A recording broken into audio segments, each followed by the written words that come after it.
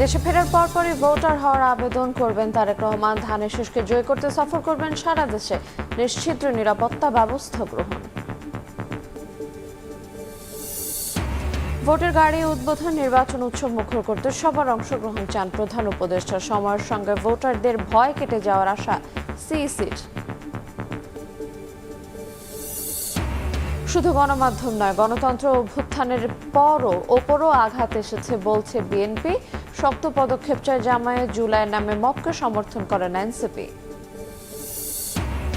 হাতের খুনিদের ধরতে 24 ঘন্টার আলটিমেটাম ইনকিলাব মঞ্চের। ব্যর্থ হলে শহীদী শপথ নিয়ে রাজপথে থাকার হুঁশিয়ারি।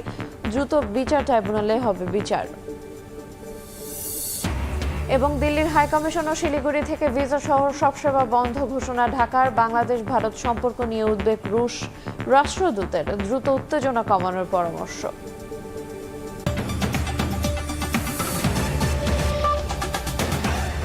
দেখছিলেন শিরোনাম। প্রবাস সময়ের সঙ্গে আছে আইরিন আয়াত। দেশে ফেরার একদিন পর ভোটার হওয়ার আবেদন করবেন তারেক রহমান। সিসির সঙ্গে বৈঠকে এ কথা জানান দলটির স্থায়ী কমিটির সদস্য সালাউদ্দিন আহমদ। তারেক রহমানের সংবর্ধনা স্থল পরিদর্শন শেষে মির্জা আব্বাস জানান, নিশ্চিত নিরাপত্তা ব্যবস্থা গ্রহণ করা হয়েছে। সব ধরনের সহযোগিতা করছে সরকার। ভারপ্রাপ্ত চেয়ারম্যান তারেক রহমানের দেশে ফেরার প্রস্তুতি নিয়ে তোড়জোড় বিএনপির। এরই মধ্যে তৈরি করা হয়েছে নির্বাচনের প্রচারণার রোডম্যাপও। সোমবার বিকেলে আগারগাঁয়ে নির্বাচন ভবনে প্রধান নির্বাচন কমিশনার এএমএম নাসির উদ্দিনের সঙ্গে সাক্ষাৎ করে বিএনপির প্রতিনিধি দল। পরে গণমাধ্যমে জানান, তারেক রহমানের ভোটার হওয়ার বিষয়টি জানানো হয়েছে। শনিবার 27 তারিখ নির্বাচনকালীন এই সময়ে নির্বাচন কমিশনের অফিস সব খোলা থাকে। সেই দিনই এই ভোটার হওয়া, আইডি কার্ড বা ভোটার আইডি বা ন্যাশনাল আইডি হওয়া সংক্রান্ত যা কিছু আছে তিনি এই 27 তারিখে করবেন। নির্বাচনী পরিবেশ সুষ্ঠু থাকুক কামনা করি। আশা করি সরকারকে আমরা আহ্বান জানিয়েছি। আশা করি আইন শৃঙ্খলা পরিস্থিতির ক্রম উন্নতি হবে। বিকেলে রাজধানীর 300 ফিটে তারেক রহমানের সংবর্ধনা স্থল পরিদর্শন করেন বিএনপির স্থায়ী কমিটির সদস্য মির্জা আব্বাস। জানান, তারেক রহমানকে স্বাগত জানাতে প্রস্তুত দল। স্বতঃস্ফূর্তভাবেই আসবে মানুষ। অ্যাক্টিং চেয়ারম্যান আসবে, দেশে মানুষের একটা জাগরণ তো আছে, সেই জাগরণের প্রতিফলন এখানে ঘটবে, এটা আমরা আশা করি। এদিকে বিএনপিতে যোগদান করেন বাংলাদেশ জাতীয় দলের চেয়ারম্যান অ্যাডভোকেট সৈয়দ এহসানুল হুদা। তার এই যোগদান গণতান্ত্রিক আন্দোলনে ভূমিকা রাখবে বলে মনে করেন মহাসচিব মির্জা ফখরুল ইসলাম আলমগীর। তাদের এই বিএনপিতে যোগ দেওয়া বিএনপিকে আরো শক্তিশালী করবে। সানবীর রূপল, সময় সংবাদ, ঢাকা। নির্বাচন ঘিরে তারেক রহমানকে নিয়ে ব্যাপক পরিকল্পনা হাতে নিয়েছে বিএনপি। আনুষ্ঠানিক প্রচারণা শুরু হলে সারা দেশ সফরে বের হবেন তিনি। দলটির নেতারা বলছেন, বেগম খালেদা জিয়ার অসুস্থতায় দেশে এসে সশরীরে রাজনীতিতে নেতৃত্ব দেবেন ভারপ্রাপ্ত চেয়ারম্যান। তাদের মতে তারেক রহমানের প্রত্যাবর্তন রাজনীতিতে যোগ করবে নতুন এক মাত্রা। ধানের শীষের প্রতি বাড়বে সমর্থন। হাসান ওয়ালের রিপোর্ট। আর মাত্র কয়েকটা দিন, দীর্ঘ 18 বছরের প্রতীক্ষার অবসান হচ্ছে বৃহস্পতিবার। আকাঙ্ক্ষা থাকলেও নানামুখী প্রতিবন্ধকতায় যা হয়ে ওঠেনি এতকাল। নির্বাসিত জীবনের পুরো সময় জুড়েই তারেক রহমান ছিলেন বাংলাদেশের সঙ্গে। ঐক্যবদ্ধ রেখেছিলেন জিয়া রহমান এবং খালেদা জিয়ার বিএনপিকে।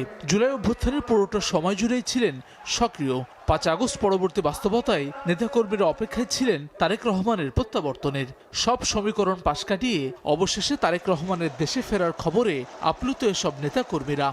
আমরা আশা করি তার আশার মধ্য দিয়ে বিএনপি আরও শক্তিশালী হবে। সকল অপশক্তিকে, সকল দেশবিরোধী ষড়যন্ত্রকে আমরা তার নেতৃত্বেই আমরা রাজপথে আমরা তাকে ধূলিসাৎ করব। মানবিক আগামীর যে বাংলাদেশ বিনির্মাণ হবে, সেই বিনির্মাণে তিনি হবেন প্রধান নেতা।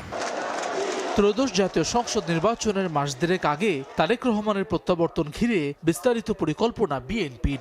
দেশে ফিরে মানুষের দুয়ারে যাবেন বিএনপির ভারপ্রাপ্ত চেয়ারম্যান। দলটির স্থায়ী কমিটির এই সদস্য বলছেন, খালেদা জিয়ার শূন্যতা পূরণ করবেন তারেক রহমান। তার প্রত্যাবর্তনের মাধ্যমে ধানের শীষের প্রতি সমর্থন বাড়বে মানুষের। খালেদা জিয়া যতই উনি সুস্থ হয়ে আসুক, ঠিক ওইভাবে তো উনি আর মাঠে আসতে পারছেন না। যেটা উনি করতেন সারা বাংলাদেশে ঘুরে, সেটা তো করতে হবে আমাদের ভারপ্রাপ্ত চেয়ারম্যানকে। ধানের শীষের প্রতি যে সাপোর্টটা বলেন, সব কিছু কিন্তু তারেক রহমান আসলে এটা আরো বেশি বৃদ্ধি পাবে। বিএনপি বলছে দেশব্যাপী গণসংযোগে তারেক রহমানের নিরাপত্তা নিশ্চিত করতে হবে সরকারকেই। দলটির স্থায়ী কমিটির এই সদস্যের মতে নির্বাচনমুখী দেশে তারেক রহমানের আগমন নতুন মাত্রা যোগ করবে। নির্বাচন নিয়ে ইতিবাচক একটা অবস্থানে আমরা চলে গেছি। তারেক রহমান সাহেবের আগমন তো স্বাভাবিকভাবে এটার সাথে একটা মাত্রাতে যোগ করবে। উনি তো জনগণের নেতা, ওনাকে জনগণের কাছে যেতে হবে এবং জনগণের কাছে যাবেন, সেটাই বিএনপির রাজনীতি ছিল সবসময়। শুধু একজন নাগরিক নয়, উনি একজন সবচেয়ে বড় দলের নেতা। তো সুতরাং এটা তো সরকারের দায়িত্ব প্রোটেকশন দেওয়া। এদিকে তারেক রহমানের প্রত্যাবর্তনকে স্মরণীয় করতেও বৃহৎ পরিকল্পনা নিয়েছে বিএনপি। সংবর্ধনা সহ অন্যান্য আয়োজন সুষ্ঠুভাবে করতে গঠন করা হয়েছে আলাদা অভ্যর্থনা কমিটি। হাসান ওয়ালি, সময় সংবাদ, ঢাকা। বিএনপির ভারপ্রাপ্ত চেয়ারম্যান তারেক রহমানের দেশে ফেরা ঘিরে নিশ্চিত নিরাপত্তা ব্যবস্থা নেওয়া হয়েছে বলে জানিয়েছেন স্বরাষ্ট্র উপদেষ্টা জাহাঙ্গীর আলম চৌধুরী। নিরাপত্তা ঝুঁকি বিবেচনায় এনসিপির 6 নেতা ও প্রথম আলো ডেইলি স্টারের সম্পাদক সহ 20 ব্যক্তিকে গানম্যান দেওয়া হয়েছে বলেও জানিয়েছেন তিনি। ইনকিলাব মঞ্চের মুখপাত্র শরীফ ওসমান হাদিকে গুলি করে হত্যার পর প্রশ্ন ওঠে দেশের সার্বিক আইনশৃঙ্খলা পরিস্থিতি নিয়ে। প্রথম সারির গণমাধ্যম প্রথম আলো ও ডেইলি স্টার কার্যালয় এবং ঐতিহ্যবাহী সাংস্কৃতিক সংগঠন ছায়ানট ও উদীচীর কার্যালয়ে আগুন দেয় দুর্বৃত্তরা। লক্ষ্মীপুরে বিএনপি নেতার ঘরে আগুন দিয়ে পুড়িয়ে দেয়া হয় এক শিশুকে। এমন পরিস্থিতির মধ্যেই সোমবার সচিবালয়ে আইনশৃঙ্খলা সংক্রান্ত উপদেষ্টা পরিষদ কমিটির বৈঠকে উঠে আসে সরকারের নানা পদক্ষেপের কথা। বৈঠক শেষে ব্রিফিংয়ে স্বরাষ্ট্র উপদেষ্টা জানান, আবেদনের প্রেক্ষিতে এনসিপির 6 নেতা এবং প্রথম আলো ও ডেইলি স্টার সম্পাদক সহ 20 জনকে গানম্যান দেয়া হয়েছে। যারা হিটলিস্ট বা ভালনারেবল তাদের আমরা অলরেডি হাতিয়ার গানম্যান আমরা দিয়ে দিয়েছি। প্রথম আলো ডেইলি স্টার পত্রিকা অফিসে হামলার ঘটনায় ডিএমপি এই পর্যন্ত 17 জনকে গ্রেপ্তার করেছে। পত্রিকার 2টি সম্পাদকের নিরাপত্তার জন্য গানম্যান দেয়া হয়েছে।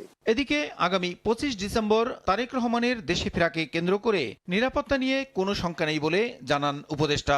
বলেন, রাজধানীতে নিরাপত্তা জোরদারে নেওয়া হয়েছে ব্যবস্থা।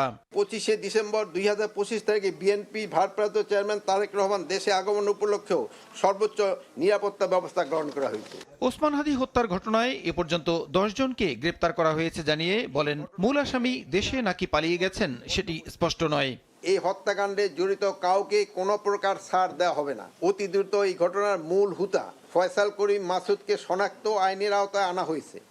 তবে হত্যাকাণ্ডে মোটিভ উদ্ধার ও গোপনীয়তা বজায় রক্ষার স্বার্থে এই বিষয়ে এখনো বিস্তারিত জানানো সম্ভব হচ্ছে না। কোথায় আছে হইলে তো তারা ধরেই ফেলতাম। দেশেও থাকতে পারে, বাইরেও থাকতে পারে, অবৈধ পথে গেছে কিনা এটা তো আমি বলতে পারবো না। বড়দিন ও 31 উপলক্ষে সারা দেশে গোয়েন্দা নজরদারি বাড়াতে নির্দেশ দেওয়া হয়েছে বলেও জানান স্বরাষ্ট্র উপদেষ্টা। রাজধানী অভিজাত এলাকায় নিরাপত্তা ব্যবস্থা জোরদার করা হচ্ছে। প্রসূন আশিস, সময় সংবাদ, ঢাকা। ভয়হীন, অবাধ ও উৎসবমুখর ভোট করতে সরকার বদ্ধপরিকর। এজন্য জনগণকে ভূমিকা রাখার আহ্বান জানিয়েছেন প্রধান উপদেষ্টা। সোমবার বিকেলে ভোটের গাড়ির উদ্বোধন করে নতুন দেশ গড়তে সবাইকে ভোটাধিকার প্রয়োগের আহ্বান জানান প্রধান উপদেষ্টা ডক্টর মোহাম্মদ ইউনূস। ভয়ের পরিবেশ তৈরি করে নির্বাচন বানচাল করা যাবে না বলেও জানান দুই উপদেষ্টা। 2 ভোট, সংসদ নির্বাচনে ভোট দিয়ে আমরা ঠিক করব কেমন সরকার চাই। কড়া নাড়ছে জাতীয় নির্বাচন, দেশ জুড়ে বইছে ভোটের হাওয়া। এবার একই সঙ্গে হবে রাষ্ট্র সংস্কারে গণভোট। গুরুত্ব তুলে ধরে প্রচারণায় নানা উদ্যোগ সরকারের। দেশের চাবি আমাদের হাতে। এবার এই প্রচারণায় যুক্ত হলো ভোটের গাড়ি। সরকারি ব্যবস্থাপনায় 10টি সুপার কারাভান সারা দেশে ঘুরে ঘুরে তুলে ধরবে নির্বাচন ও গণভোটের গুরুত্ব। সোমবার বিকেলে জাতীয় সংসদের দক্ষিণ প্লাজায় ভার্চুয়ালি অংশ নিয়ে ভোটের গাড়ির উদ্বোধন করেন প্রধান উপদেষ্টা। বলেন, আগামী নির্বাচন ভয়হীন, অবাধ, নিরপেক্ষ করতে বদ্ধপরিকর সরকার। এজন্য জনগণকেও ভূমিকা রাখতে হবে। আমরা এমন একটি নির্বাচন চাই যেখানে থাকবে না ভয়, থাকবে না বাধা, থাকবে কেবল জনগণের মুক্ত ও নির্ভীক মত প্রকাশ। সরকার সেই পরিবেশ নিশ্চিত করতে বদ্ধপরিকর। আপনি দেশের মালিক। এদেশ আগামী 5 বছর আপনার পক্ষে কে চালাবে সেটা আপনি ঠিক করবেন। আপনি যদি এই সনদ সমর্থন করেন তবে গণভোটে অবশ্যই হ্যাঁ ভোট দেন। চলুন আমরা সবাই মিলে এই গণতান্ত্রিক যাত্রাকে সফল করি। উদ্বোধনী অনুষ্ঠানে দুই উপদেষ্টা বলেন, ভয়ের পরিবেশ তৈরি করে ভোট বানচালে নানা চক্রান্ত চলছে, তবে নির্বাচন আয়োজনে কোনো কিছুই বাধা হতে দেবে না সরকার। গণতন্ত্রকে সুসংহত করতে যে প্রতিষ্ঠানগুলো, যে মানুষগুলো ভূমিকা রাখছিল, তাদের উপরে এই আক্রমণটা হচ্ছে। ফলে আমরা অবশ্যই যতটুকু সতর্ক ছিলাম, সতর্কতার মাত্রা আরও বাড়িয়ে, প্রস্তুতির মাত্রা আরও বাড়িয়ে দিয়ে আগাবো। বাংলাদেশ গণতান্ত্রিক ধারায় যাক, এটা যারা চায় না তারা নানা রকম বাধা সৃষ্টি করবে। আমাদের এই বাধা অতিক্রম করে নির্বাচনের দিকে আগাতে হবে। সুপার কারাভানে সংস্কৃতি কর্মীরা অংশ নিয়ে ভোটাধিকার নিয়ে তৈরি করবেন জনসচেতনতা। নাজমুস্তালেহি, সময় সংবাদ, ঢাকা। ভোটের সময় ঘনিয়ে এলে ভোটারদের ভয় কেটে যাবে বলে মন্তব্য করেছেন সিইসি এএমএম নাসির উদ্দিন। রাজধানীর তেজগাঁওয়ে পোস্টাল ব্যালটের কার্যক্রম পরিদর্শন করে তিনি বলেন, গোপনীয়তা ও নিরাপত্তা নিশ্চিত করেই পোস্টাল ভোট সম্পন্ন হবে। এরই মধ্যে নিবন্ধন করেছেন 6.25 লাখ ভোটার। পোস্টাল ব্যালটে ভোট দিতে এখন পর্যন্ত পোস্টাল ভোট বিডিএপে নিবন্ধন করেছেন 6.25 লাখ ভোটার। এর মধ্যে সবচেয়ে বেশি নিবন্ধন করেছেন সৌদি আরব থেকে প্রায় 1,39,000। পোস্টাল ব্যালটের কার্যক্রম বাস্তবায়নে সহযোগিতা করছে ডাক বিভাগ। সোমবার সকালে তেজগাঁওয়ে মেল প্রসেসিং সেন্টার পরিদর্শন করেন সিইসি এএমএম নাসির উদ্দিন। এ সময় ভোটারের কাছে ডাকযোগে ব্যালট প্রেরণ ও ফেরত আনার প্রক্রিয়া সম্পর্কে ধারণা নেন তিনি। পরে সংবাদ মাধ্যমকে সিইসি বলেন, গোপনীয়তা ও নিরাপত্তা নিশ্চিত করেই পোস্টাল ভোট সম্পন্ন করা হবে। আমরা মোটামুটিভাবে সন্তুষ্ট। আগামী 3 দিনের মধ্যে যদি আরো রেজিস্ট্রেশন হয় তাহলে আমাদের সন্তুষ্টি আর একটু বাড়বে। ভোটের স্যাংটিটি রক্ষা করেই কিন্তু আমরা এই ব্যবস্থাটা আমরা সম্পন্ন করার চেষ্টা করছি। যত চ্যালেঞ্জই ছিল সেগুলো আমরা অ্যাড্রেস করে এগিয়ে এসছি এ পর্যন্ত। নির্বাচনী পরিবেশ নিয়ে সিইসি বলেন, ভোটের সময় ঘনিয়ে আসার সঙ্গে সঙ্গে ভোটারদের ভয় কেটে যাবে। ভোট উৎসব ইনশাল্লাহ হবে। আস্থা তো আছে, আস্থা তো ফিরে আসার তো ব্যাপার নেই। ওরা দেশবাসী, বড় রাজনৈতিক দল সহ সবাই তো ইলেকশন চায়, সবাই দেশের মঙ্গল চায়, ভোটাররাও চায় সুন্দর নির্বাচন, সবাই চায়। সবাই মিলে আমরা ইনশাল্লাহ এটা করবো। ভয় কেটে যাবে ইনশাল্লাহ, চিন্তা করা ভয় কেটে যাবে। দিন যতই ভোটের দিন ঘনিয়ে আসবে আপনারা দেখবেন ইনশাল্লাহ আইনশৃঙ্খলা পরিস্থিতি উন্নতি হবে।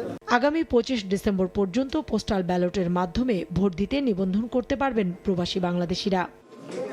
কাউসারা চৌধুরী কুমু, সময় সংবাদ, ঢাকা। গণমাধ্যম কার্যালয়ে হামলা, গণতন্ত্র এবং স্বাধীনভাবে কথা বলার অধিকার ও জুলাই যুদ্ধের উপর আঘাত। মব ভায়োলেন্সে আক্রান্ত বাংলাদেশ শীর্ষক প্রতিবাদ সভায় এমন মন্তব্য করেন বিএনপি মহাসচিব মির্জা ফখরুল ইসলাম আলমগীর। অন্যান্য দলের নেতারা বলেন, অভ্যুত্থান পরবর্তী প্রত্যাশার পথে নেই বাংলাদেশ। আর সম্পাদকরা জানান, শুধু মত প্রকাশের স্বাধীনতাই নয়, সাংবাদিকদের বেঁচে থাকাই এখন হুমকির মুখে। ওসমান হাদি হত্যার জেরে প্রথম আলো ও ডেইলি স্টার কার্যালয়ে হামলা, ভাঙচুর, অগ্নিসংযোগ করে একদল উত্তেজিত জনতা। গণমাধ্যমের উপর হামলায় দেশ বিদেশে তৈরি হয় তীব্র প্রতিক্রিয়া।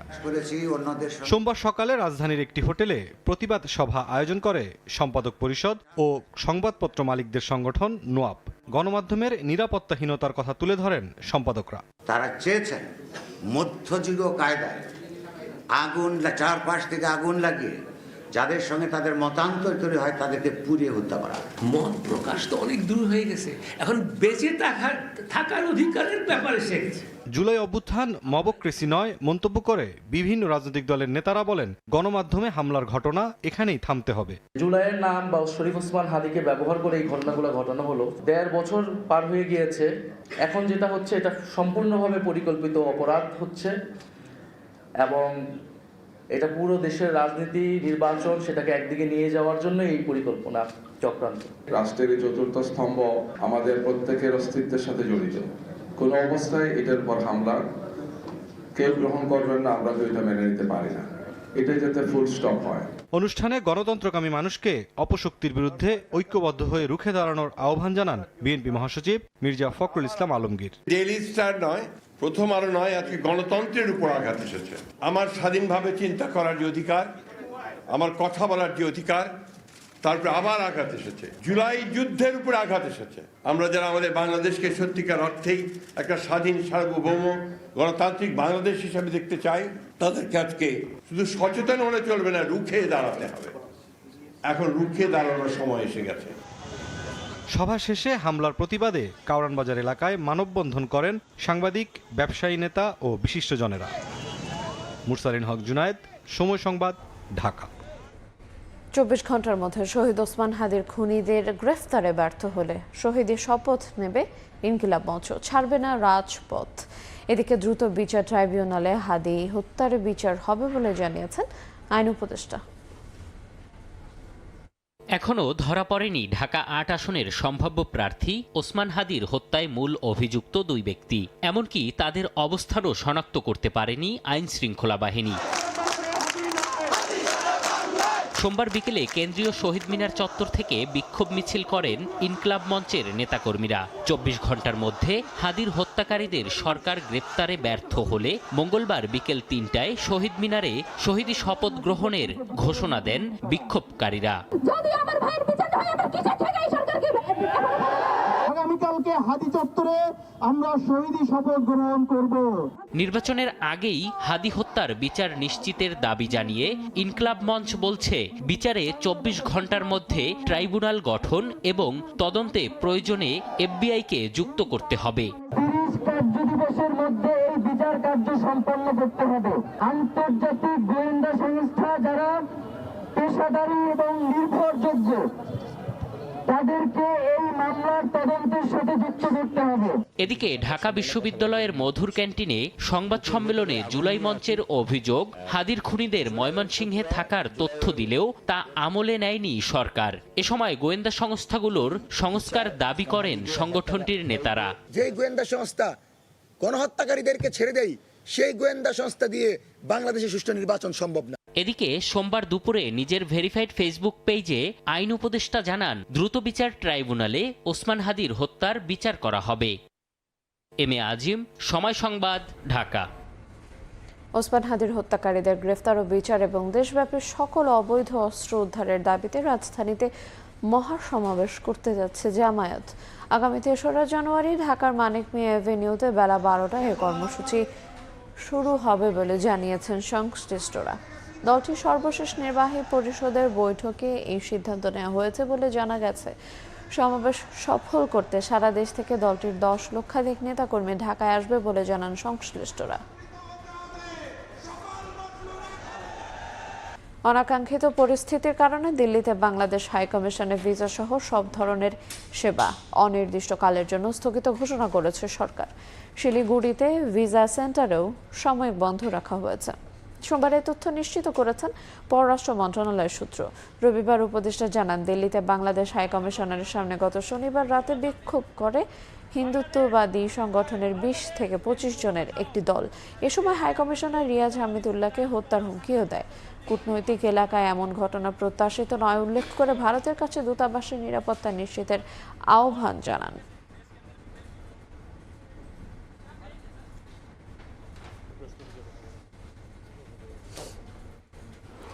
ইউক্রেন যুদ্ধের অভিজ্ঞতার ভিত্তিতে বাংলাদেশের ভূ রাজনৈতিক পরিস্থিতি নিয়ে উদ্বেগ জানিয়েছেন রাশিয়ার রাষ্ট্রদূত আলেকজান্ডার খোজেন। প্রতিবেশী দেশের সঙ্গে যত দ্রুত সম্ভব উত্তেজনা কমানো প্রয়োজন বলে মনে করেন তিনি। সোমবার সকালে দূতাবাসের সাংবাদিকদের সঙ্গে মতবিনিময়ের সময় আলেকজান্ডার খোজেন আরও বলেন, নির্বাচনের তফসিল ঘোষণা ইতিবাচক অগ্রগতি, তবে ভোটের ফলাফল না আসা পর্যন্ত মস্কোর পক্ষ থেকে চূড়ান্ত কোনো মূল্যায়ন করা সম্ভব নয়। চলমান অস্থিরতা ও সাম্প্রতিক সহিংসতার ঘটনা উল্লেখ করে রুশ রাষ্ট্রদূত বলেন, চরমপন্থা ও সহিংসতা মুক্ত পরিবেশে নির্বাচন অনুষ্ঠিত হওয়া জরুরি। ঢাকা দিল্লির দ্বিপাক্ষিক সম্পর্ক নিয়ে রাষ্ট্রদূত বলেন, পরিস্থিতি পর্যবেক্ষণ করছে মস্কো। এটি শুধু দুই দেশের জন্য নয়, পুরো দক্ষিণ এশিয়ার জন্য গুরুত্বপূর্ণ।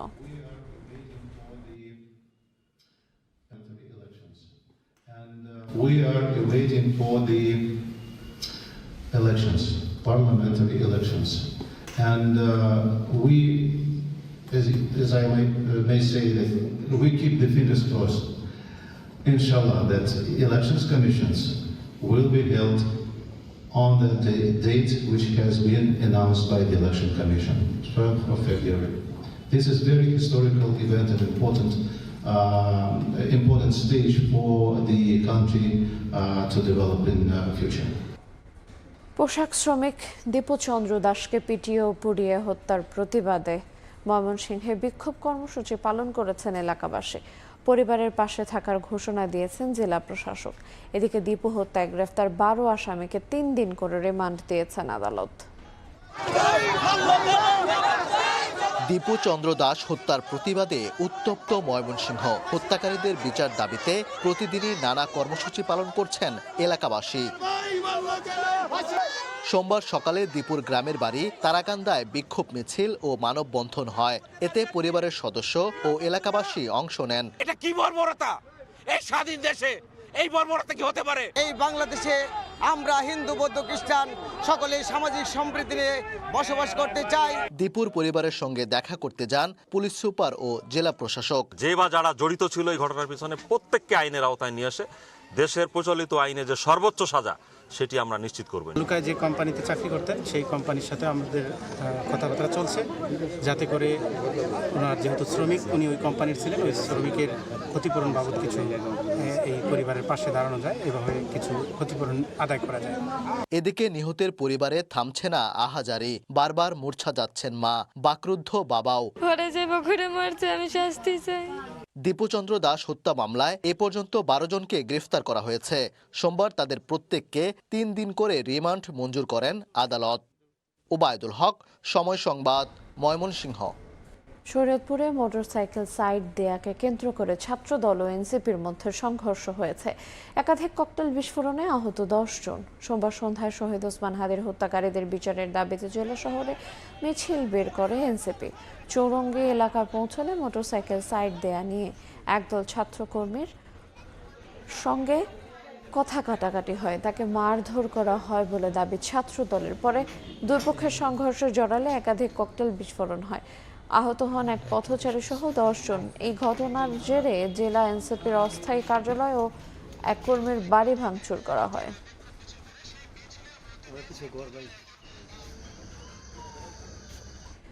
এদিকে টাঙ্গাইলে 2 মোটরসাইকেলের মুখোমুখি সংঘর্ষে 2 বন্ধু সহ 3 জন নিহত হয়েছেন। প্রত্যক্ষদর্শীরা জানান, সোমবার সন্ধ্যায় সখীপুরের কালমেঘা নলুয়া সড়কের বেলতলি এলাকায় 2টি মোটরসাইকেলের মুখোমুখি সংঘর্ষ হয়। এতে 5 জন গুরুতর আহত হন। পরে স্থানীয়রা তাদেরকে উদ্ধার করে সখীপুর উপজেলা স্বাস্থ্য কমপ্লেক্সে নিয়ে গেলে চিকিৎসক আবিরকে মৃত ঘোষণা করেন। অপর আহত লিখনকে উন্নত চিকিৎসার জন্য ঢাকায় নেয়ার পর তার মৃত্যু হয়। পরে ঢাকার একটি হাসপাতালে চিকিৎসাধীন অবস্থায় সাব্বির নামে একজন মারা যান। আবির ও লিখন 9ম শ্রেণীর শিক্ষার্থী ছিলেন।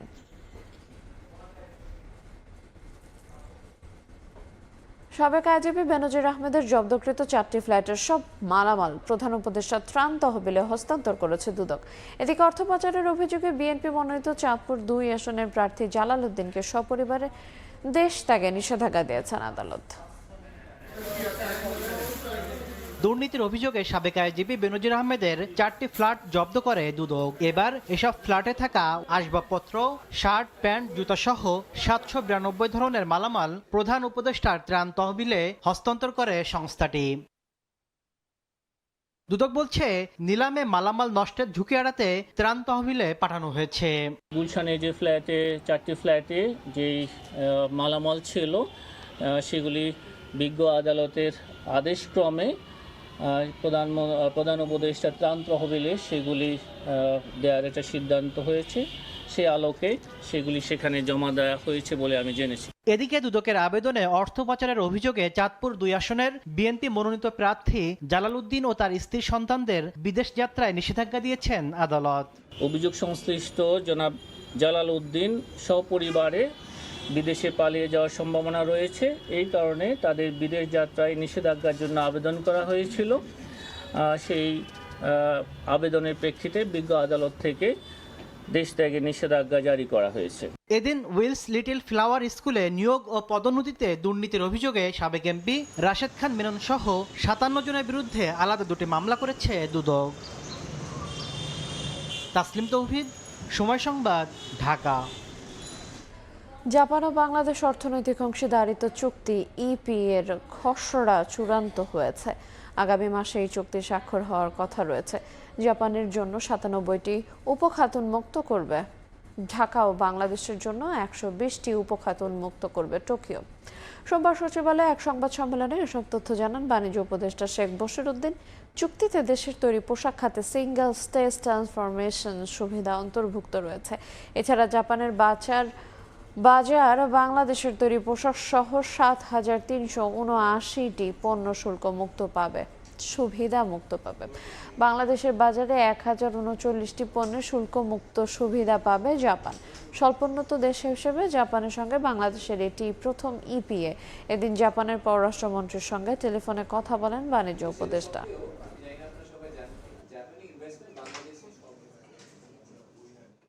আমাদের ইতিহাসে প্রথম অর্থনৈতিক পার্টনারশিপ এগ্রিমেন্ট। এই এগ্রিমেন্টের মাধ্যমে আমরা প্রায় 97% অধিক পণ্য বাণিজ্য সুবিধা নিয়ে জাপানে আমরা যেতে পারবো। এর মাধ্যমে আমরা আমাদের দেশে বিনিয়োগ আকর্ষণে সক্ষম হব এবং বাংলাদেশে যত জাপানিজ বিনিয়োগ আছে তাদেরকেও আমরা আশ্বস্ত করতে সক্ষম হব যে আমাদের দ্বিপাক্ষিক বাণিজ্য বৃদ্ধি পাবে, নতুন বাণিজ্যের সৃষ্টি হবে। দুর্বল বিকেন্দ্রীকরণ, শহরমুখী কর্মসংস্থানের প্রবণতা ও অপরিকল্পিত নগরায়ন সহ নানা কারণে ঢাকা শহরে বাড়ছে ব্যাটারি চালিত রিকশার সংখ্যা। রয়েছে 48,000-এর বেশি অবৈধ চার্জিং পয়েন্ট। আর লেড অ্যাসিড জাতীয় ব্যাটারি ব্যবহারে বাড়ছে পরিবেশ দূষণ। এসব তথ্য তুলে ধরে ব্যাটারি চালিত রিকশা নিয়ন্ত্রণে লাইসেন্স প্রদান নিয়ম চালু সহ আমদানিকৃত যন্ত্রাংশের ট্যাক্স বাড়ানোর তাগিদ দিয়েছে সংস্থাটি। রাজধানীর অলিগলি ছাড়িয়ে প্রধান সড়কেও দাপিয়ে বেড়াচ্ছে ব্যাটারি চালিত রিকশা। প্রতিনিয়ত ঘটছে দুর্ঘটনা। কয়েক দফা চেষ্টা করেও নিয়ন্ত্রণে আনা সম্ভব হয়নি 3 চাকার এই বাহনকে।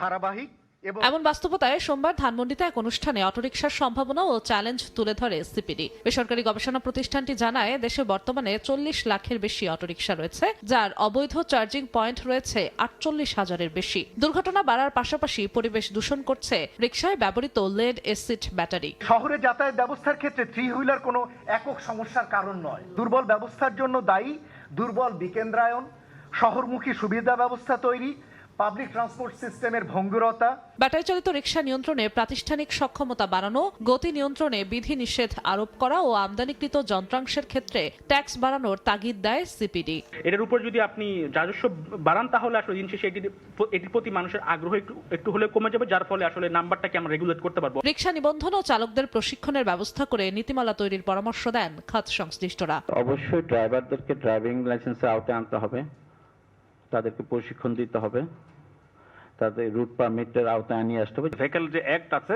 এটা কিন্তু ওই সময়ই কিন্তু বলা হয়েছে যে এটার জন্য নতুন কোনো কিছু লাগবে না, ওই অ্যাক্টের মাধ্যমে কিন্তু আসবে। দায়ী করা যায় কোথায়? এনফোর্সমেন্টের জায়গাটাকে দায়ী করা যায়। লগুলা খুব সুন্দর আছে, আমাদের কাঠামো খুবই ভালো আছে। অটোরিকশা নিয়ন্ত্রণের পাশাপাশি লেড অ্যাসিড জাতীয় ব্যাটারির ব্যবহার নিষিদ্ধের দাবি জানান বক্তারা। পাবলিক ট্রান্সপোর্ট যেগুলো জিনাতারা যশোয়া, সময় সংবাদ, ঢাকা। দাবি আদায় শুল্ক কর্মকর্তাদের কর্মবিরতির পাশাপাশি পরিবহন ধর্মঘটের মতো নানা সংকটের মাঝেও 2025 সালে কন্টেইনার এবং কার্গো হ্যান্ডলিংয়ে নতুন রেকর্ড গড়েছে চট্টগ্রাম বন্দর। আগের বছরের চেয়ে বন্দরে জাহাজ আসার সংখ্যা বেড়েছে। তবে বন্দর কিংবা অফ ডক দুই ক্ষেত্রেই রপ্তানির চেয়ে আমদানি পণ্য হ্যান্ডলিং হয়েছে তুলনামূলক বেশি। আর প্রবৃদ্ধি ধরে রাখতে বন্দরের চ্যানেলের নাব্যতা বাড়ানো এবং জেটিতে অত্যাধুনিক যন্ত্রপাতি স্থাপনের তাগিদ ব্যবসায়ীদের। শাখাটিপুর ক্যামেরায় কমলদের রিপোর্ট। দেশের চলমান রাজনৈতিক পরিস্থিতি আমদানি রপ্তানি বাণিজ্যে তেমন কোনো প্রভাব না ফেললেও বছরের মাঝামাঝিতে শুল্ক কর্মকর্তাদের কর্মবিরতি এবং পরিবহন ধর্মঘট কিছুটা সংকটে ফেলেছিল চট্টগ্রাম বন্দরের কার্যক্রমে। তবে সব জটিলতা কাটিয়ে বন্দর যেমন ছন্দে ফিরেছে, তেমনি চলতি বছরের 20 ডিসেম্বর পর্যন্ত 33 লাখ কন্টেনার, 13 কোটি 39 লাখ মেট্রিক টন কার্গো পণ্য হ্যান্ডেলিং করে আগের সব রেকর্ড ভেঙেছে। টোটাল ক্যালেন্ডার ইয়ারে আমরা চেষ্টা করেছি আমাদের যে প্রযুক্তিগত যে সমস্ত ব্যারিয়ারগুলো ছিল সেইগুলোকে পাশ কাটিয়ে নতুন নতুন উদ্ভাবনী কার্যক্রম গ্রহণ করা। চট্টগ্রাম বন্দরের মতো বছর শেষ হওয়ার আগেই 21টি বেসরকারি অফডোকো বাল্ক পণ্য এবং কন্টেনার হ্যান্ডেলিংয়ে রেকর্ড সৃষ্টি করেছে। কাস্টমস কর্মকর্তাদের কাজ বন্ধের কর্মসূচি ছিল, কিন্তু এসব প্রতিবন্ধকতা পেরিয়েও আমরা দেখেছি যে রপ্তানির ক্ষেত্রে বেসরকারি অফডোকগুলো প্রায় 6.4% প্রবৃদ্ধি পেয়েছে।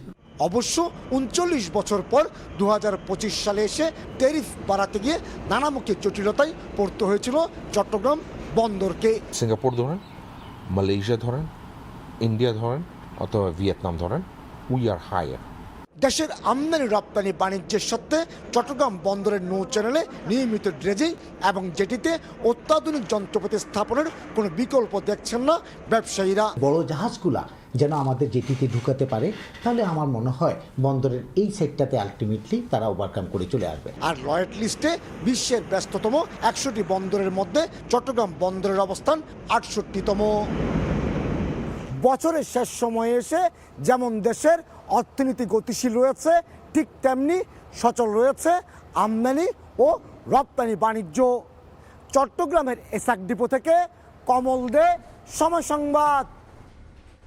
এদিকে চট্টগ্রাম 2000 রেল লাইন উন্নয়নে এশিয়ান ডেভেলপমেন্ট ব্যাংক এডিবির সঙ্গে 68 কোটি 80 লাখ ডলারের ঋণ চুক্তি করেছে সরকার।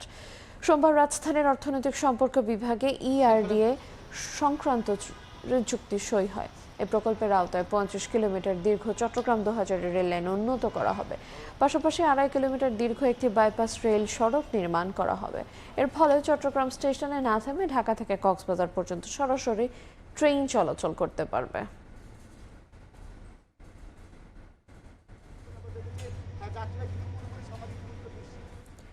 অস্বচ্ছ নিয়োগ ব্যবস্থা ও নীতিগত ব্যর্থতার কারণে অভিবাসী শ্রমিক ও তাদের পরিবারের ওপর অর্থনৈতিক ব্যয়ের বোঝা বাড়ছে বলে জানিয়েছে অভিবাসী বিশেষজ্ঞরা।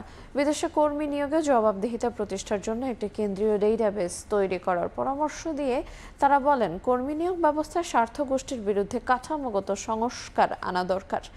ঢাকার বাংলাদেশ চীন মৈত্রী সম্মেলন কেন্দ্রে অভিবাসী কর্মী উন্নয়ন প্রোগ্রাম ওকাপ আয়োজিত বাংলাদেশ মালয়েশিয়া শ্রম অভিবাসন খাতে সিন্ডিকেটের প্রভাব নিয়ে জাতীয় সংলাপ অনুষ্ঠানে কথা বলেন তারা। অনুষ্ঠানের প্রবাসী কল্যাণ ও বৈদেশিক কর্মসংস্থান মন্ত্রণালয়, বিভিন্ন রিক্রুটিং এজেন্সি, জাতিসংঘ সংস্থা ও আন্তর্জাতিক বেসরকারি সংস্থার প্রতিনিধি এবং অভিবাসন বিশেষজ্ঞ ও প্রবাসী অভিবাসী শ্রমিকরা অংশগ্রহণ করেন।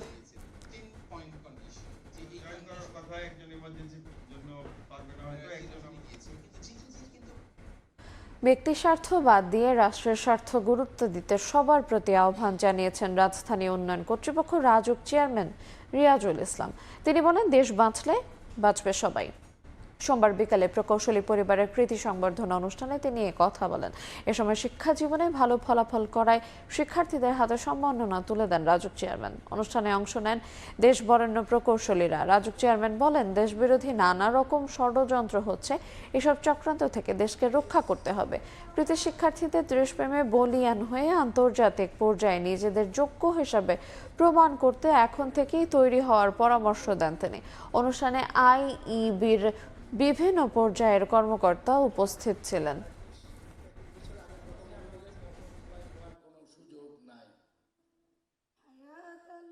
সবাই মিলে এক কাতারে দাঁড়িয়ে আমরা শপথ নেই, এই দেশটা আমাদের এবং আমরা এখানে এই দেশের স্বার্থটাই সবার ঊর্ধ্বে তুলে ধরব।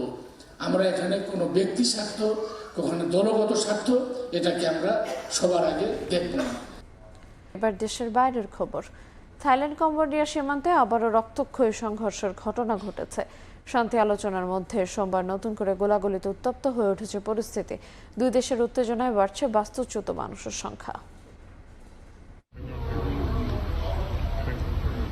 যুদ্ধবিরতি উপেক্ষা করে স্থানীয় সময় সোমবার ভোরে আবারও সংঘাতে জড়িয়ে পড়ে থাইল্যান্ড ও কম্বোডিয়ার সেনারা। কম্বোডিয়ার প্রতিরক্ষা মন্ত্রণালয়ের অভিযোগ, সীমান্তবর্তী বান্তে মিয়ানচে প্রদেশে F-16 যুদ্ধবিমান ব্যবহার করে 4টি বোমা ফেলেছে থাই বাহিনী। কম্বোডিয়ার রাষ্ট্রীয় সংবাদ সংস্থা জানিয়েছে, দেশটির সেনারা পরিস্থিতি নিবিড়ভাবে পর্যবেক্ষণ করছে এবং ভূখণ্ড রক্ষায় সতর্ক অবস্থানে রয়েছে। অনলাইনে ছড়িয়ে পড়া ভিডিওতে দেখা যায় বোমা বর্ষণের সময় শিশুদের নিয়ে নিরাপদ আশ্রয় নিচ্ছেন সাধারণ মানুষ। প্রধানমন্ত্রী হুন মানেতের কার্যালয় জানিয়েছে সীমান্তে তাদের অংশে প্রায় 5,25,000 মানুষ বাস্তুচ্যুত হয়েছেন। থাইল্যান্ড জানিয়েছে তাদের ভূখণ্ডে বাস্তুচ্যুত মানুষের সংখ্যা প্রায় 4 লাখ। থাই প্রধানমন্ত্রীর দাবি দেশটি কখনো আগ্রাসী ভূমিকা নেয়নি। তার ভাষ্য অনুযায়ী কম্বোডিয়ান বাহিনীর দখলে থাকা অধিকাংশ এলাকা পুনরুদ্ধার করা হয়েছে। এদিকে মালয়েশিয়ার রাজধানী কুয়ালালামপুরে থাইল্যান্ড ও কম্বোডিয়ার প্রতিনিধিরা আসিয়ানের বিশেষ বৈঠকে মুখোমুখি বসছেন। মালয়েশিয়ার পররাষ্ট্রমন্ত্রী মোহাম্মদ হাসানের সভাপতিত্বে বৈঠকে যুক্তরাষ্ট্রের সরবরাহ করা স্যাটেলাইট তথ্য ও মাঠ পর্যায়ের পর্যবেক্ষণ তুলে ধরা হবে। যুক্তরাষ্ট্র উভয় পক্ষকে ভারী অস্ত্র প্রত্যাহার ও যুদ্ধবিরতি কার্যকর করার আহ্বান জানিয়েছে। পাশাপাশি যুক্তরাষ্ট্র ও চীন আলাদাভাবে কূটনৈতিক চেষ্টা চালালেও এখনও দৃশ্যমান অগ্রগতি হয়নি। ইয়াসিন মোহাম্মদ জিসান, সময় সংবাদ। আসন্ন জাতীয় সংসদ নির্বাচনে প্রবাসী বাংলাদেশিরা পোস্টাল ব্যালটের মাধ্যমে ভোট দানের সুযোগ পাচ্ছেন। যদিও ইটালি অনলাইন রেজিস্ট্রেশনের হার হতাশাজনক। রবিবার পর্যন্ত 13,000-এর কিছু বেশি প্রবাসী অনলাইনে রেজিস্ট্রেশন করেছেন। তবে এই সুযোগকে ইতিবাচক হিসেবে দেখছেন প্রবাসীরা। ইটালি থেকে হাসান মাহমুদের তথ্যচিত্রের রিপোর্ট। প্রথমবারের মতো প্রবাসী বাংলাদেশিরা ত্রয়োদশ জাতীয় সংসদ নির্বাচনে পোস্টাল ব্যালটের মাধ্যমে ভোট দেওয়ার সুযোগ পাচ্ছেন। 2.5 লাখের বেশি প্রবাসী বাংলাদেশি বসবাস করলেও ইতালিতে অনলাইন রেজিস্ট্রেশনের হার আশা অনুরূপ কম। রোববার পর্যন্ত ইতালিতে অনলাইন রেজিস্ট্রেশন করেছেন মাত্র 13,704 জন। এদের মধ্যে পুরুষ 11,985 জন এবং নারী 1,719 জন। তাদের মধ্যে 11,616 জন অনুমোদন পেয়েছেন। ইতালির রাজধানী রোম সহ বিভিন্ন প্রদেশে বসবাসকারী বাংলাদেশিদের অধিকাংশের বৈধ ঠিকানা নেই। একই বাসায় একাধিক বাংলাদেশি বসবাস করলেও সিটি কর্পোরেশনের তালিকাভুক্ত না থাকায় তারা অনলাইন রেজিস্ট্রেশনে আবেদন করতে ব্যর্থ হচ্ছেন। এ কারণেই ভোটার রেজিস্ট্রেশনের সংখ্যা খুবই কম বলে জানান বাংলাদেশের রাষ্ট্রদূত এটিএম রকিবুল হক। পোস্টাল ব্যালটে কিভাবে ভোট দেওয়া যায়, কিভাবে তারা ভোটাধিকার প্রয়োগ করতে পারবে এবং কিভাবে নিবন্ধন করতে পারে, এই বিষয়ে কিন্তু আমরা প্রতিনিয়ত যে সকল টিউটোরিয়াল ভিডিও এসেছে সেগুলো আমরা প্রচার করছি। তবে ইতালি প্রবাসী বাংলাদেশিদের মধ্যে নতুন ভোটাররা অপেক্ষায় আছেন ভোটাধিকার প্রয়োগের। আমরা সকলে খুব আনন্দিত, প্রথমবারের মতো আমাদের প্রবাসীদেরকে এত সুন্দর একটা সুযোগ দেওয়া হয়েছে। নিবন্ধনে অংশগ্রহণের মাধ্যমে প্রবাসীর ঐক্যকে শক্তিশালী করুন। ফেসবুকে প্রচারণা, বিভিন্ন ধর্মীয় প্রতিষ্ঠানে লিফলেট বিতরণ সহ নানাভাবে ভোটার রেজিস্ট্রেশনের পক্ষে জনমত তৈরির চেষ্টা করা হচ্ছে বলে জানান ইতালিতে নিযুক্ত বাংলাদেশের রাষ্ট্রদূত। শিউলি রোজা, সময় সংবাদ। চলতি মৌসুমের প্রথম তুষারপাত শুরু হয়েছে ভারতের জম্মু কাশ্মীরে। আগামী 2 দিনে তুষারপাত ও বৃষ্টির মাত্রা বাড়তে পারে বলে জানিয়েছেন আবহাওয়া দফতর। প্রাকৃতিক সৌন্দর্য দেখতে বাড়ছে পর্যটকের ভিড়। বায়ু দূষণ থেকে কিছুদিন দূরে থাকতে দিল্লি ও আশেপাশের রাজ্য থেকেও ঘুরতে যাচ্ছেন অনেকেই।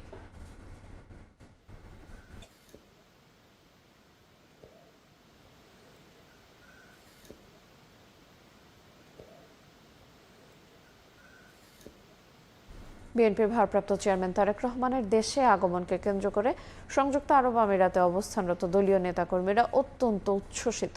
তারেক রহমানকে স্বাগত জানাতে দল বেঁধে দেশে ফেরার প্রস্তুতি নিচ্ছেন তারাও।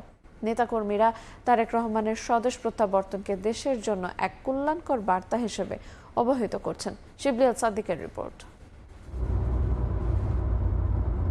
আগামী 25 ডিসেম্বর বিএনপি নেতাকর্মীদের জন্য ঐতিহাসিক দিন। গেল 17 বছর রাজনৈতিক নির্বাসনের পর দেশে ফিরবেন বিএনপির ভারপ্রাপ্ত চেয়ারম্যান তারেক রহমান। দিনটি স্মরণীয় করে রাখতে সংযুক্ত আরব আমিরাতে অবস্থানরত দলীয় নেতাকর্মীরা অনেকেই দেশে যাওয়ার প্রস্তুতি নিয়েছেন।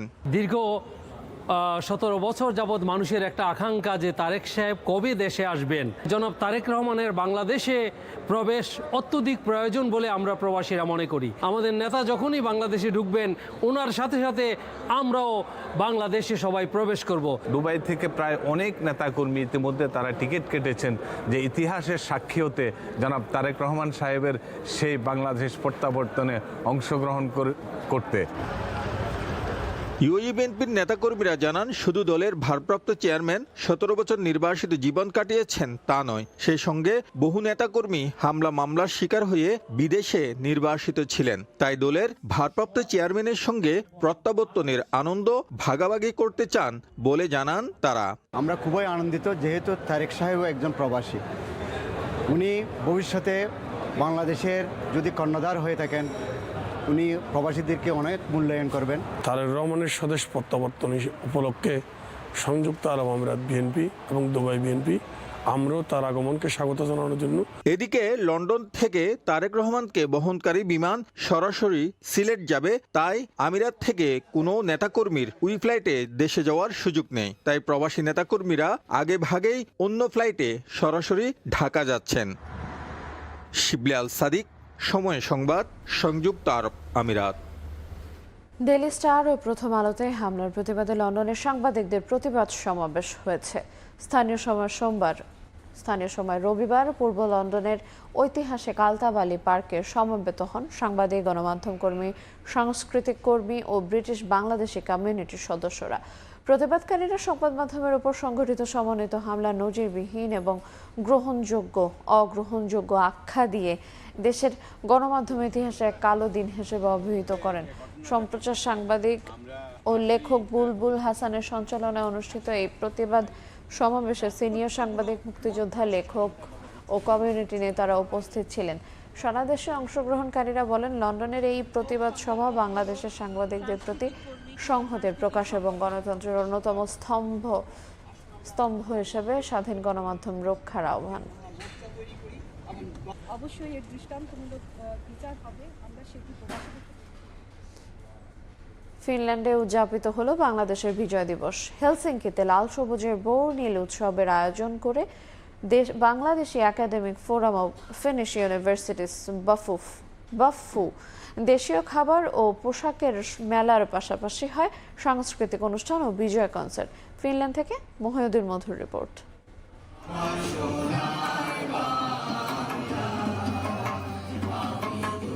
বিনম্র শ্রদ্ধায় জাতীয় সঙ্গীত পরিবেশনের মধ্য দিয়ে শুরু হয় বিজয় উৎসবের আয়োজন।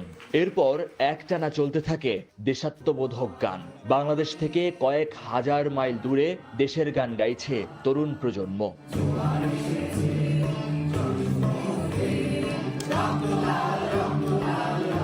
ফিনল্যান্ডের রাজধানী হেলসিঙ্কিতে এই বিজয় উৎসবের আয়োজন করে Bangladeshi academic forum of Finnish universities BAFU. Bangladeshi শিক্ষার্থীদের পরিবেশনায় হয় মনোজ্ঞ সাংস্কৃতিক অনুষ্ঠান, এরপর দেশীয় কয়েকটি ব্যান্ডের পারফরমেন্স। উৎসবের অন্যতম আয়োজন বিজয় মেলা। ভিড় দেখা গেছে দেশীয় খাবার ও মিষ্টান্নের স্টলে, তেমনি দেশীয় শাড়ি ও গহনার স্টলও ছিল আকর্ষণীয়। এছাড়া মেহেদি পরানোর স্টলও নজর কাড়ে সবার। ব্যবস্থা রাখা হয় শিশুদের চিত্রাঙ্কনের। বিজয় দিবসের কারণে আমরা সবাইকে পাচ্ছি একসাথে, খুব ভালো ফিলিংস হচ্ছে। সবসময় আমরা এই প্রোগ্রামগুলোতে জয়েন করার চেষ্টা করি এবং অন্য অনেক মানুষ আসে, পরিচিত মানুষজন, সবার একটা মিলন মেলা হয়। আমরা যে মেহেদিটা পরি বা এটা আমাদের কালচারের অংশ, সেটাই আমরা তুলে ধরার চেষ্টা করেছি। সবাই মিলে একসাথে বিজয় দিবসের আনন্দটা উদযাপন করতে পারছি, এজন্য অবশ্যই আয়োজকদেরকে ধন্যবাদ। আয়োজকরা বলছেন, বিদেশের মাটিতে দেশের ইতিহাস প্রজন্মের কাছে তুলে ধরতেই এই উৎসব। আমাদের যে নতুন প্রজন্ম, তাদেরকে আমাদের দেশ সম্পর্কে জানা, দেশের স্বাধীনতা দিবস সম্পর্কে জানানো মূলত বাফু চেষ্টা করে থাকে এই ধরনের প্রোগ্রামগুলো করতে। হেলসিঙ্কি বিশ্ববিদ্যালয়ের স্টুডেন্ট ইউনিয়নের অধিভুক্ত সবচেয়ে পুরানো বাংলাদেশি ছাত্র সংগঠন বাফু 2003 সালে শুরু হয় এর যাত্রা। মহিউদ্দিন মধু, সময় সংবাদ, Finland.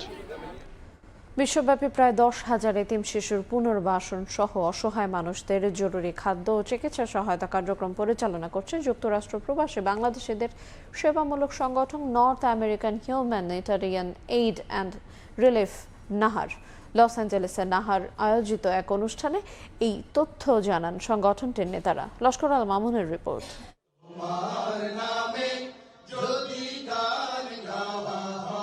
North American humanitarian aid and relief, সংক্ষেপে নাহার, আর্তমানবতার সেবায় বাংলাদেশ সহ বিশ্বের বিভিন্ন দেশের অসহায় মানুষদের সহায়তা দানকারী অলাভজনক স্বেচ্ছাসেবী সংগঠন। 2012 সালে যুক্তরাষ্ট্রের নিউ ইয়র্কে যাত্রা শুরু সংস্থাটির। এ পর্যন্ত বিশ্বের 23টি দেশে নানামুখী মানবিক কার্যক্রম পরিচালনা করছে এই প্রতিষ্ঠানটি। লস অ্যাঞ্জেলেসে এক অনুষ্ঠানে নাহারের কর্মসূচি তুলে ধরে মানবিক কাজে সবার সহযোগিতা কামনা করেন সংগঠনটির নেতৃবৃন্দ। বর্তমানে তুর্কিতে আমরা কাজ করেছি, গাজায় কাজ করতেছি, সুদান, ইয়েমেন, সিরিয়া সহ আফ্রিকার অনেকগুলো দেশে আমরা কাজ করি। এখন টোটাল 23টা দেশে আমরা কাজ করি আর কি। তো আমাদের সারা পৃথিবীতে প্রায় 10,000 এতিমকে আমরা এখন টেক কেয়ার করি, অরফ্যানদেরকে আর কি। যেখানে মানবিক বিপর্যয় হচ্ছে, সেটা যে ধরনের হোক, বন্যা, দুর্গত এলাকা, আর্থকুইক এবং যুদ্ধ বিধ্বস্ত যত এলাকা, গাজা সহ সকল জায়গার অসহায় মানুষের জন্য নাহার আন্তরিকভাবে কাজ করে যাচ্ছে, অন গ্রাউন্ডে কাজ করে যাচ্ছে। নাহারের মতো একটি রিলিফ অর্গানাইজেশনকে আমাদেরকে সহযোগিতা করা দরকার। এখানে যারা স্প্যানিশ কমিউনিটির কনভার্টেড মুসলিম, তাদের জন্য আমরা একটা কোরবানি দিয়েছিলাম এবং তাদের প্রত্যেকের প্রায় 50টা ফ্যামিলিতে আমরা কোরবানির গোশত পৌঁছেছিলাম। লস অ্যাঞ্জেলেস হলিউড মসজিদ ও ক্যালিফোর্নিয়া মুনাস সেন্টারে অনুষ্ঠিত cultural night and fundraising dinner অনুষ্ঠানে নাহারের চলমান মানবিক কার্যক্রমের প্রামাণ্যচিত্র প্রদর্শন করা হয়। এতে 10,000 এতিম শিশুর দায়িত্ব পালন ছাড়াও বিভিন্ন দেশের শরণার্থী ও ক্ষতিগ্রস্ত অসহায় জনগোষ্ঠীর জন্য মানবিক সহায়তায় নাহারের কার্যক্রম তুলে ধরা হয়। অনুষ্ঠানে ইসলামী সঙ্গীত শিল্পী ইকবাল হোসেন জীবন ও কান্ডারি কালচারাল গ্রুপের পরিবেশনা মুগ্ধ করে আগতদের। লস্কর আল মামুন, সময় সংবাদ, লস অ্যাঞ্জেলেস, যুক্তরাষ্ট্র। এবার খেলার খবর। বাংলাদেশ ক্রিকেট বোর্ড কর্মকর্তাদের দুর্নীতির অভিযোগ নিয়ে মুখোমুখি অবস্থানে বর্তমান ও সাবেক পরিচালকরা। খালেদ মাহমুদ সুজনের মতে প্রমাণসহ প্রকাশ্যে আনা উচিত সব তদন্ত প্রতিবেদন। যদিও গেল মেয়াদে বোর্ড পরিচালকদের পদে থাকা ইফতেখার মিঠুর কোনো যৌক্তিকতা দেখছেন না, উড়িয়ে দিয়েছেন দুর্নীতি নিয়ে করা দীপনের মন্তব্য। এদিকে এবারে টি-20 বিশ্বকাপে যে কোনো বিতর্ক চান না cricket operations chairman. Top order ব্যাটারদের নিয়ে প্রত্যাশা বেড়েছে নাজমুল আবেদিন ফাহিমের।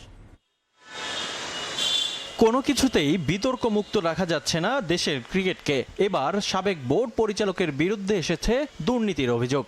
নাজমুল হাসান পাপনের আমলে ক্রিকেট বোর্ডে যে দুর্নীতি হয়েছে, বর্তমান বোর্ডের দায়িত্ব নেওয়ার আগের 6 মাসে তা ছাড়িয়ে গেছে বলে দাবি বিসিবি পরিচালক ও সিসিডিএম চেয়ারম্যান আদনান রহমান দীপনের।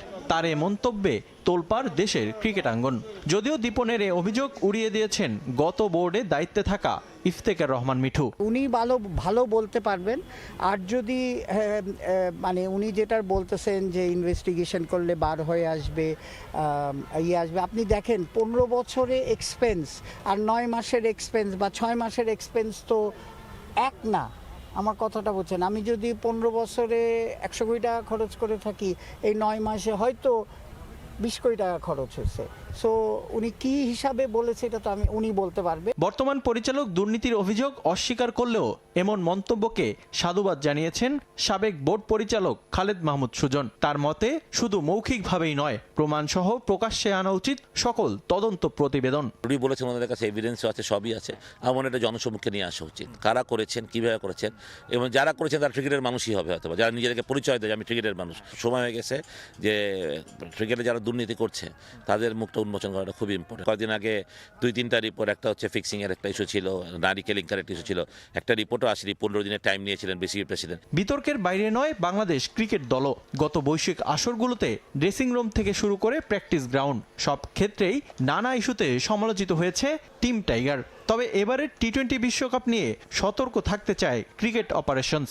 এদিকে এবারে টপ অর্ডার ব্যাটারদের নিয়ে প্রত্যাশা বেড়েছে নাজমুল আবেদিন ফাহিমের। বিতর্ক করার মতো কোনো কিছু তৈরি করার চেষ্টা আমরা করছি না। আমরা আমার মনে হয় যে এখন দল যেভাবে আছে খুব ভালো এক চমৎকার একটা ড্রেসিং রুম এনভায়রনমেন্ট আছে, আমি যতটুকু দেখেছি সেটা একটা শক্তির জায়গা আমাদের জন্য। টপ অর্ডারে কিছুটা আগের তুলনায় আরও ভালো কনসিস্টেন্সি যেটা বলবো, সবাই কিন্তু ভালো খেলে, কিন্তু কারণ আমরা ইমনকেও দেখেছি সেঞ্চুরি করতে, গুরুত্বপূর্ণ ইনিংসগুলো খেলতে, তামিমকেও দেখেছি, সাইফ তো অবশ্যই খেলেছে, কিন্তু কথা হচ্ছে কনসিস্টেন্সি নিয়ে। সেই জায়গাটাতে আমাদেরকে দেখাতে হবে যে আমরা কনসিস্টেন্ট, এবং সেটা নিয়েও কাজ হচ্ছে। এবারের বিপিএলে পারফরমেন্স করতে পারলে বিশ্বকাপ দলে ডাক পাওয়ার সম্ভাবনা রয়েছে যে কারো। রিফাতুল ইসলাম মিরন, সময় সংবাদ, ঢাকা। এই পর্যায়ে প্রবাসের সময় শীর্ষ সংবাদগুলো জানিয়ে দেব আর একবার। দেশে ফেরার পরপরই ভোটার হওয়ার আবেদন করবেন তারেক রহমান। ধানের শীষকে জয়ী করতে সফর করবেন সারা দেশে, নিশ্চিত নিরাপত্তা ব্যবস্থা গ্রহণ। ভোটের গাড়ি উদ্বোধন, নির্বাচন উৎসব মুখর করতে সবার অংশগ্রহণ চান প্রধান উপদেষ্টা। সময়ের সঙ্গে ভোটারদের ভয় কেটে যাওয়ার আশা সিইসির।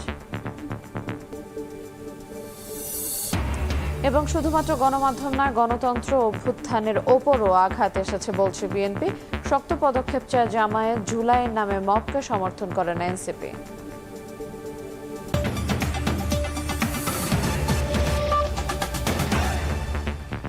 এই ছিল প্রবাসের সময়, সঙ্গে থাকুন সময়ের।